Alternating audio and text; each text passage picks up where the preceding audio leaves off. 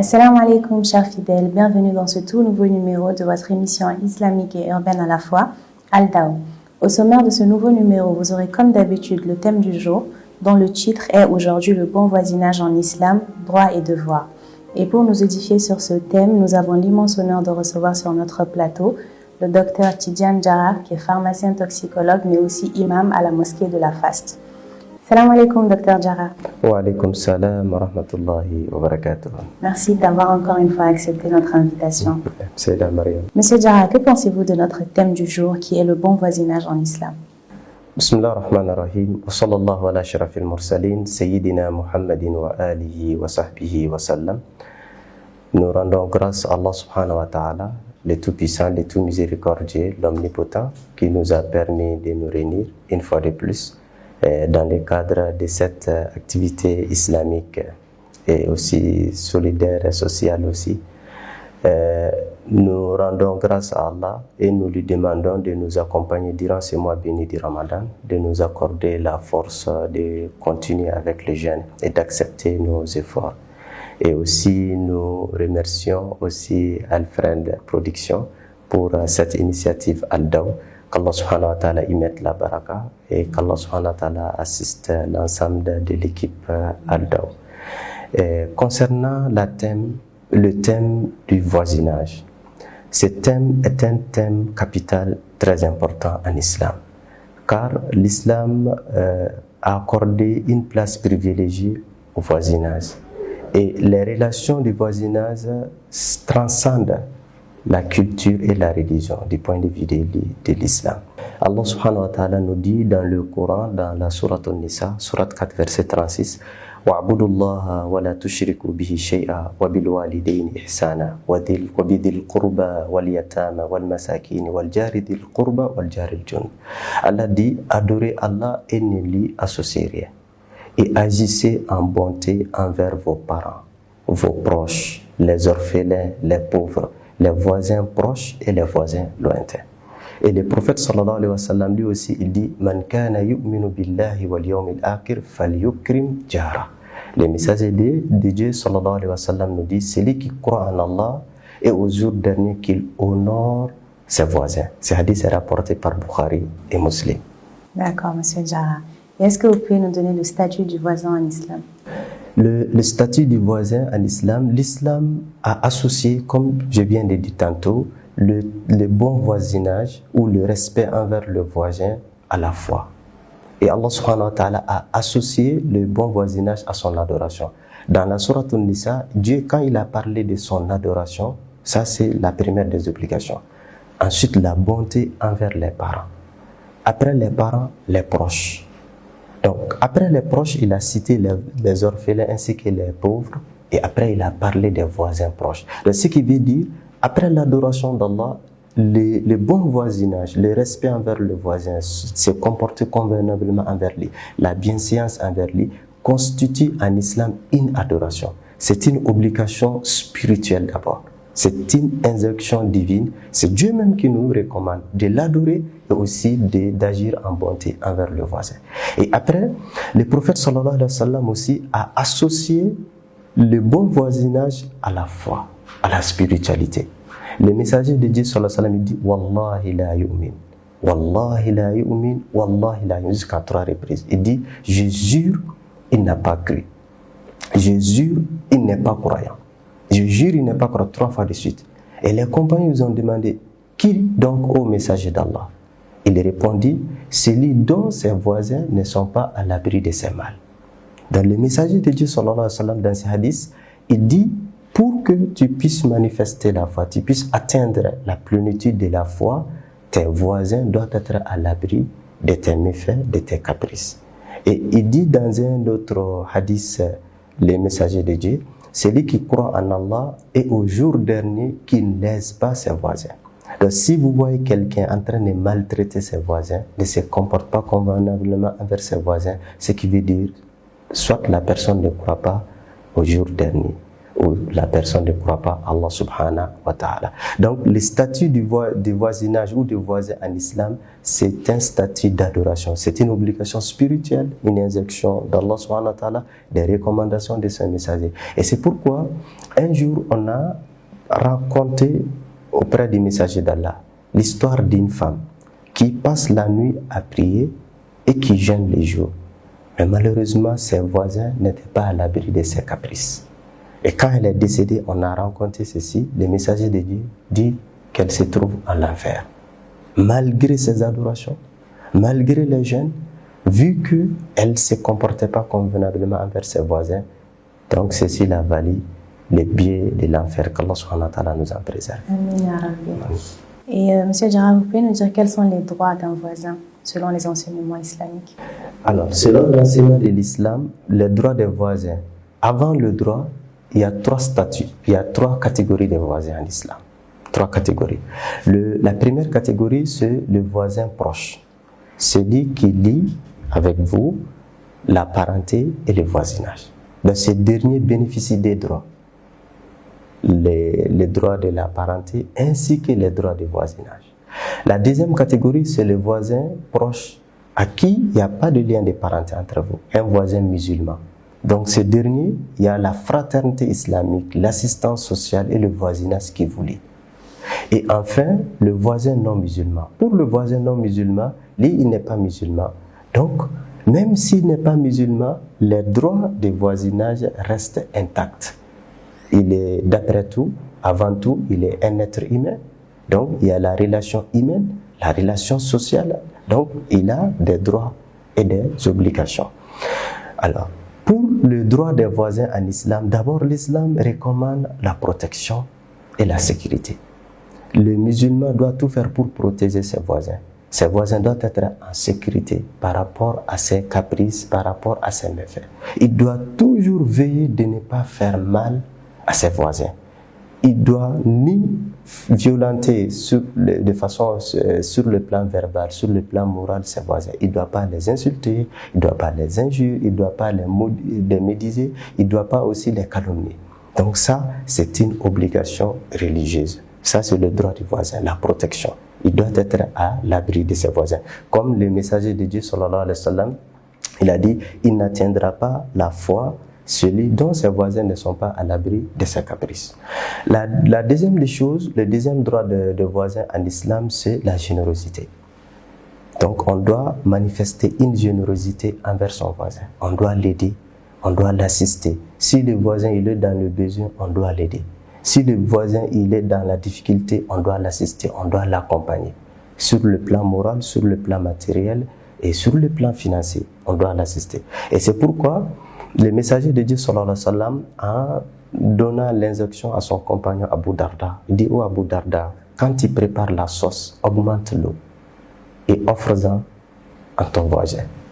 Donc le messager de Dieu, sallallahu alayhi wa sallam, il demande à ses compagnons d'assister à ses voisins. Quand il prépare la sauce, l'odeur, quand le voisin va sentir, donc le voisin va envier.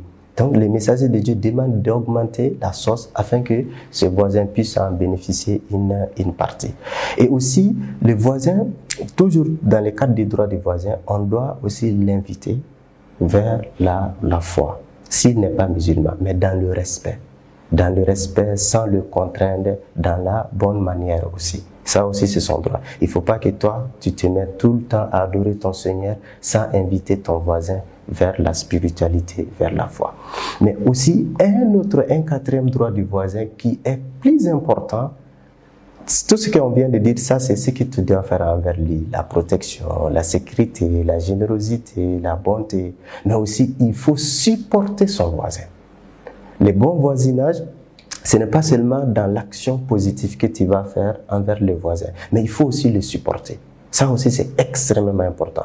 Dieu peut t'éprouver, tu vas avoir des voisins qui auront des comportements déplacés, qui vont te déranger, qui vont te gêner, mais toi, il faut les supporter. Il faut la patience, la persévérance, il faut être compréhensible envers ses voisins. Il faut accepter leurs caprices. Toi, on te demande de ne pas faire mal à eux, mais quand ils te font du mal, tu dois accepter ceci. tu dois essayer de les esquiser et essayer aussi de les pardonner. Et le prophète sallallahu alayhi wa sallam nous a enseigné dans sa vie, dans plusieurs passages où lui-même, il s'est montré compréhensible, patient, persévérant envers les voisins. D'accord, M. Diarra, merci pour ces clarifications. Inch'Allah. Docteur Diarra, qu'avez-vous pensé de ce micro-trottoir? Alors, donc, nous remercions les intervenantes. Effectivement, elles ont raison. L'islam encourage le bon voisinage, nous demande d'entretenir une bonne relation, une relation harmonieuse et parfaite, de vivre en symbiose avec ses voisins. Ça fait partie de l'enseignement de l'islam. Et il faut sentir, parce que l'homme est un animal social, et un animal social sociable. On vit parmi les siens. Donc, on doit toujours privilégier l'entente, l'entraide, parce que nul ne peut se suffire à seul. On a besoin de l'autre. Il faut concourir l'autre. Et aussi, il faut aussi le respect, considérer l'autre, c'est un être humain, c'est un être qui raisonne. Et aussi, prodiguer des conseils mutuels. Maintenant, la salutation, ça fait partie des recommandations religieuses. Donc, ça fait partie quand, avec les voisins, les proches, il faut qu'on se salue, qu'on partage les saluts et discuter, causer, échanger. Donc, ceci, ça permettra d'atténuer les différends et ça va prévenir aussi même les conflits. Donc, mais quand on ne se parle pas, on n'échange pas, comme dans certaines sociétés, souvent, c'est toujours des préjugés vont être développés les uns envers les autres. D'accord. Docteur Diarra, que pouvez-vous nous dire sur la manière dont l'islam encourage la bienveillance envers le voisinage? Alors, l'islam encourage la bienveillance envers les voisins dans le cadre du voisinage bien précis. Dans un premier temps, de façon générale, l'islam nous accorde à la bonté, à la bienséance. Allah nous dit « Inna Allah yuhibbul muhsinin » Dieu aime les bienfaisants. Donc, ça c'est la première des choses que l'islam incite les musulmans. Sache que la bonté que tu es en train de faire et que tu vas faire, Allah subhanahu wa ta'ala t'aime. Allah t'aime, il agrée, il acceptera. Et Allah subhanahu wa ta'ala, dans d'autres passages du Coran, il nous incite à faire la générosité. À faire la générosité et de prendre soin de ses voisins. Et c'est pourquoi il y a un hadith rapporté par Imam Hakim, le prophète sallallahu alayhi wa sallam dit, il n'est pas incroyant, celui qui se rassasie et que ses voisins sont affamés. Donc dans ces hadiths, le messager de Dieu nous incite à la bonté, de prendre compte de l'état de son voisin. Il ne faut pas seulement penser à soi, mais il faut aussi penser à ton voisin.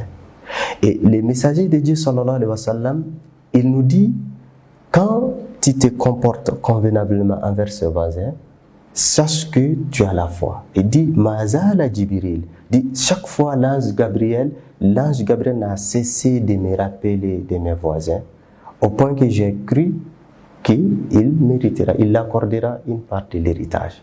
Donc ce qui veut dire, le voisin, ce n'est pas une personne étrangère, ou ce n'est pas une personne qui vit à proximité. Mais l'islam nous demande de faire extrêmement attention à celui, au point que le messager même a cru que son voisin bénéficiera de son héritage. Donc, dans un premier temps, il faut tout faire pour que aucun mal ne puisse quitter de toi vers ce dernier.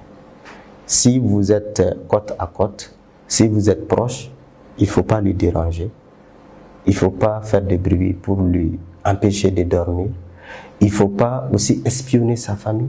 Ça, c'est extrêmement important. Il ne faut pas vouloir espionner sa vie privée. Allah subhanahu wa ta'ala dit « Wala tajassasu » ne vous espionnez pas. Il ne faut pas essayer de l'espionner, savoir qu'est-ce qu'il fait, mais pourquoi il fait ça. Non, il ne faut pas le faire. Ça, c'est interdit en islam. Et il ne faut pas lui lancer des sobriquets injurieux. Allah subhanahu wa ta'ala, il dit dans la sourate Al-Hujurat, Ya ayyuhallazina amanu la yaskhar qawmun min qawmin asa an yakunu khayran minhum wa la nisa'un min nisa'in asa an yakunna khayran minhum. Il dit, il ne faut pas qu'un groupe se moque d'un autre groupe. Il ne faut pas se railler de lui.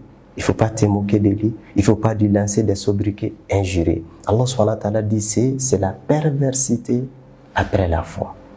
Et Allah subhanahu wa ta'ala, il nous dit, il faut que vous vous considérez comme des frères, la fraternité. Il dit innamal mu'minuna ikhwa. Donc les croyants ne sont que des frères. Donc ce voisin, qu'ils soient musulmans ou que les liens de parenté puissent être établis entre vous, donc il faut le considérer comme toi. Donc aucun mal ne doit quitter chez toi vers lui et tu dois tout faire pour supporter ses caprices. Certainement, il n'est pas au courant qu'il est en train de vous déranger. Il n'est pas au courant, il ne faut pas le maudire. Il ne faut pas essayer de les vilipender. Il ne faut pas aussi essayer de les calomnier. Il ne faut pas essayer de lui manquer du respect. C'est pourquoi Allah nous dit dans la sourate Al-Imran Wal kadhimin al-ghayz wal afina anin nas. Allah subhanahu wa ta'ala dit que ceux qui supportent les choses difficiles et qui pardonnent aux gens. Donc, dans la relation du voisinage, souvent, nous sommes des êtres humains. Il peut y avoir des inadvertances. Donc, il est musulman, il est appelé, invité de supporter ces advertences. Donc, en islam, quand on parle du bon voisinage, la bonté envers le voisin, il y a les deux aspects. Faire de bonnes actions, mais aussi, surtout, supporter ses caprices. Et c'est pourquoi le prophète sallallahu alayhi wa sallam nous a enseigné dans ce sens-là, dans sa vie en tant que prophète et aussi dans ses recommandations et instructions. Et docteur Jara, justement à ce sujet, quel enseignement pouvons-nous tirer du comportement du prophète Mohammed sallallahu alayhi wa sallam envers son voisinage? Alors, lorsque on étudie la vie du prophète sallallahu alayhi wa sallam, nous tirons beaucoup d'enseignements. D'abord, quand le prophète il était à la Mecque, il était envers ses proches, les liens de sang, son clan, sa tribu, ses familles. Parmi eux, il y a certains qui se sont montrés irrespectueux envers lui, notamment son oncle, Abu Lahab. Abu Lahab, qui est son oncle, insultait, il manquait de respect à lui, il jetait des ordures devant sa maison, des épines, Abu Lahab ainsi que son épouse. Mais le prophète, il a été patient envers eux. Son clan, ils l'ont maltraité, ils l'ont traité de fou, mais il n'a jamais insulté. Il n'a pas répondu le mal par le mal. Et d'ailleurs, il a prié pour eux. Il a demandé, oh Seigneur, pardonne mon peuple. Ils sont ignorants. Voilà le message de Dieu. Et c'est pourquoi, le jour de la conquête de la Mecque, quand il a conquis la Mecque, il a demandé aux Mecquois, que pensez-vous? Qu'attendez-vous de moi? Ils ont dit, mais toi, tu es un frère, le fils d'un frère. Et le prophète, il les a tous libérés. Il ne s'est pas jamais vengé d'eux. Quand il était en position de faiblesse, il ne les a pas insultés, il ne les a pas maudits. Et quand il a pris le pouvoir sur eux, il les a aussi pardonnés. Et ça, c'est un bon exemple. Un autre exemple dans sa vie, dans les recueils, il est rapporté que le messager de Dieu, sallallahu alayhi wa sallam, il avait un voisin juif. Et ces juifs dérangeaient beaucoup le messager de Dieu. Ils étaient des ordures devant la maison du prophète. Un jour, ce dernier tomba malade. Et le messager de Dieu, sallallahu alayhi wa sallam, lui rendit visite. Et le prophète lui témoigna aussi la bonté. Et ce geste a marqué son voisin juif et qui a été la cause de sa conversion. Donc, dans la vie du prophète sallallahu alayhi wa sallam, nous avons pas mal de récits. Des récits dans lesquels le prophète sallallahu alayhi wa sallam, il a montré la bonté et l'exemplarité dans le traitement envers les voisins. Merci pour cette très belle réponse, Dr Jara. Dr Jara, pour revenir maintenant à notre thème, pouvez-vous nous dire ce que dit l'islam concernant la gestion des conflits en islam? Alors, la gestion des conflits, comme on l'a dit, toute société humaine, toute réunion, association, communion, il y a toujours des différends. Ça, c'est inévitable. C'est la nature même. La nature même est faite ainsi. Mais l'islam nous demande toujours de privilégier l'attente, la réconciliation. Surtout la réconciliation à seul. Toujours la réconciliation, la compréhension mutuelle, le respect envers l'autre. Ça, ce sont les valeurs enseignées par l'islam en cas de conflit, en cas de différends. Donc, lorsque des différends s'installent entre voisins, il faut que les deux se communiquent. Il faut la communication. Et cette communication doit se faire par le respect mutuel et non la violence aussi. Il faut toujours bannir la violence. La violence ne résout rien. La violence, toujours, ça compliquera la situation. Donc, la communication mutuelle et l'attente. Et quand les deux s'échangent, se discutent, en général, le problème trouvera une issue. Souvent, l'un n'est pas au courant ou l'un n'est pas en train de réaliser, en tout cas, les préjudices. Donc, lorsque la communication, l'échange mutuel ne passe pas, le voisin il peut faire recours à des tiers neutres qui interviendront et qui essaieront de raisonner les deux. Mais toujours, on doit privilégier la voie de réconciliation, la voie pacifique. Et si des tierces personnes interviennent, essaient de réconcilier les deux pour trouver une solution au problème, mais toujours le problème persiste, ça persiste toujours. Et en ce moment, il sera demandé au voisin soit d'accepter son sort comme étant une épreuve et de se patienter. De patienter. À l'époque du prophète sallallahu alayhi wa sallam, il y a un homme qui s'est plaint de ses voisins. Le prophète lui demandait de se patienter. À plusieurs reprises, finalement, le messager de Dieu lui demanda de faire sortir tous ces objets de la maison et de les laisser dans les carrefours.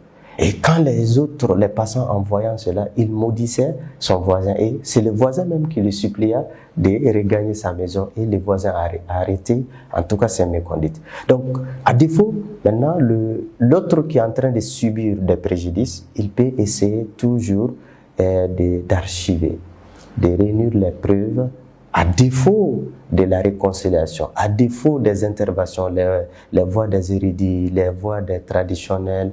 Donc, quand ceci ne marche pas, donc l'autre partie qui est en train qui est lésée peut réunir les preuves pour faire les recours légaux. Mais même en faisant des recours par la voie légale, toujours il doit privilégier la possibilité de la réconciliation. Toujours, l'islam nous demande toujours de privilégier cet aspect. Mais à défaut de la réconciliation, si l'autre partie ne répond pas, on est obligé, pour éviter effectivement l'anarchie dans la société, de faire recours par la voie légale.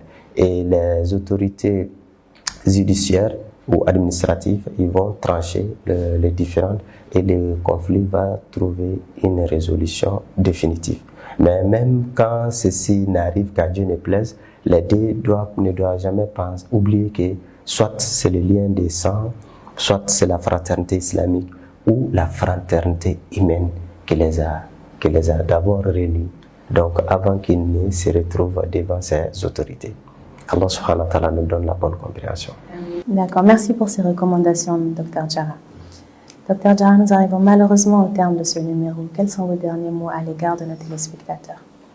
Alors, pour conclure, en islam, le voisin n'est pas la personne vivant à proximité de nous, mais il occupe une place importante sur le plan spirituel, sur le plan social. Et l'islam nous demande de toujours manifester à son égard la bienséance, la bonté, le respect de ses droits, la tolérance envers lui et l'amour, de toujours manifester ceci. Et le droit des voisins en islam transcende la religion et la culture. Et l'aider ne doit pas du tout oublier cet aspect. Et qu'Allah subhanahu wa ta'ala fasse qu'on puisse vivre en harmonie. Qu'Allah fasse que nos sociétés soient une société apaisée. Et qu'Allah fasse que l'attente et la compréhension mutuelle puissent régner davantage dans nos sociétés. Et qu'Allah fasse que les cœurs aussi s'unissent. Et qu'Allah fasse de ce ramadan des dissipations à tous nos problèmes. Et qu'Allah fasse que dans nos pays, la crise que notre pays est en train de vivre depuis une décennie, cette crise a trouvé une résolution. Et qu'Allah fasse que les communautés puissent s'accepter mutuellement comme ils ont vécu ensemble depuis des temps séculaires. Qu'Allah fasse qu'ils s'acceptent davantage et qu'Allah fasse que les problèmes soient aussi résolus. Donc nous remercions Alfred Production ainsi que Aldao et toute l'équipe, la présentatrice ainsi que ses collaborateurs. Merci beaucoup, Monsieur Jarrah.